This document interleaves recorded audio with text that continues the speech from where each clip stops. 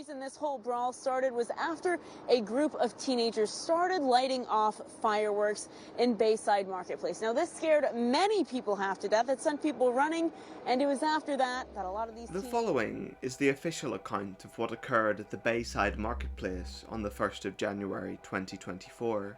A call for all units of the Miami-Dade police force to report to the large mall complex was issued after around 50 teenagers were reported to be fighting, rioting, and setting off fireworks. There were even some reports of gunshots fired. However, many people online and residents in the area were quick to highlight that the sheer scale of the police response appeared bizarre given the relatively small unrest which was occurring. It wasn't long before reports of a massive cover-up emerged. Supposed eyewitnesses of 8 to 10 feet tall shadow aliens, blurry videos of the creatures, and claims that the event was a massive cover-up all appeared online in a flurry of paranoid noise and chaos.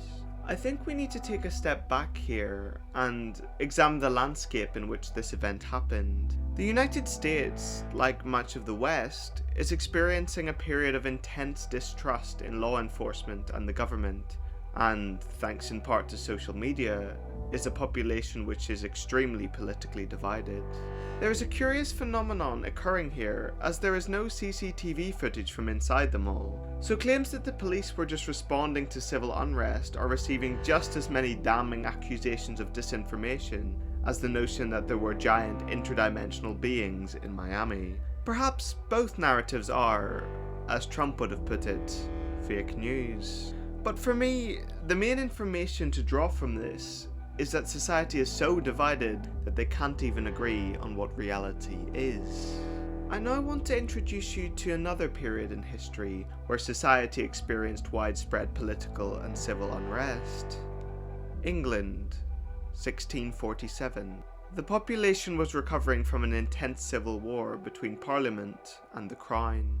2 years earlier, in 1645, Witchfinder General Matthew Hopkins and John Stern had conducted the largest series of witch trials in British history, resulting in the execution of well over 100 innocent women. In addition to everything else, the country was blighted by widespread poverty and waves of bubonic plague. Medieval England was an alien world, one where the devil and his legion of demons and imps were incredibly real and influenced the lives of everyday people. Widespread fear and paranoia of what would occur if you or any of your neighbours denounced God and signed a pact with Satan was rampant. In London that year, people claimed to see the devil himself, and I quote, "a great tall black man at least 6 yards in height." When reading about this particular sighting in Malcolm Gaskill's book, I couldn't help but draw parallels to the Bayside Mall incident. In 2024, how much has really changed? People are paranoid, afraid and uncertain. Fueled by the news and social media, we're primed to see patterns of danger everywhere by our primitive instincts which are just trying to keep us alive. Mass hysteria, as in a collective belief in illusion, is just as prevalent in humanity as it's ever been. To draw an even closer parallel, certain religious communities have even suggested that these shadow aliens are in fact the Nephilim, as mentioned in the book of Revelation, and therefore they are a sign of the end times. Whenever the current state of the world has become too overwhelming, and I feel myself starting to believe that the world will imminently end, I turn to the past, and find comfort in knowing that we are just as gullible as we've always been. Now, to look at this event from another angle, perhaps people aren't wrong to doubt the official narrative. There is evidence that a substantial blackout occurred in the area, and rumours that flights were grounded.